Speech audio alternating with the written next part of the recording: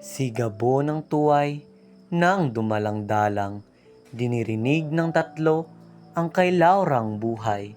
Nasapit sa reynong mula nang pumanaw, ang sintang ng gubat, ganito ang saysay.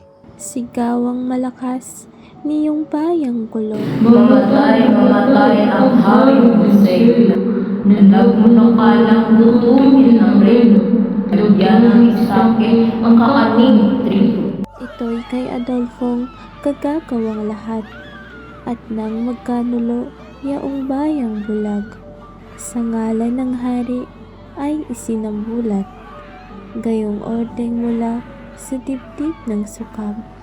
Noon di hinugot sa tronong luklukan ang ama kong hari at pinapugutan, may matuwid bagang makapanlulupay sa sukab ng puso't nagkukulong bayan. Umakyat sa trono ang konding malupit at pinagpalaan ako ng mahigpit, na kung di tumanggap ng hain pag-ibig, dustang kamatayay aking masasapit. Sa pagnanasa kong siya'y magantihan at sulatan kita sa itolyang bayan, pinilit ang pusong huwag ipamalay, sa lilo ang aking kaayawat suklam. 5 buwang singkad ang hiningin taning, ang kanyang sintay bago ko tanggapin, ngunit pinasyang tunay sa panimdim ang magpatiwakal kung di ka dumating. Niyari ang sulat at ibinigay ko sa tapat na lingkod nang dalhin sa iyo. Di nag-isang buhay siyang pagdating mo'y nahulog sa kamay ni Adolfong Lilo.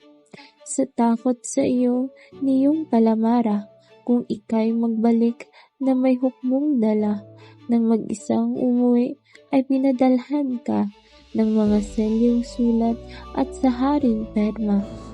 Matanto ko ito'y sa malaking lumbay, gayak na ang puso na magpatiwakal ay siyang pagdating ni Minandro naman, kinugkob ng hukbo ang Albanyang bayan.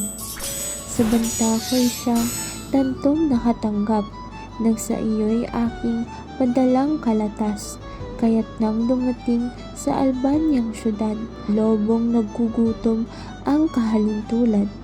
Nang walang magawa ang Konde Adolfo, ay kusang tumawag ng kapwa Lilo.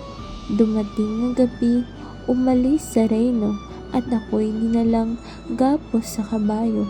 Kapag dating dito, ako'y dinadahas at ibig ilugso ang puri kong ingat, na isang tunod na kung saan buhat mako sa dibdib ni Adolfong sukab.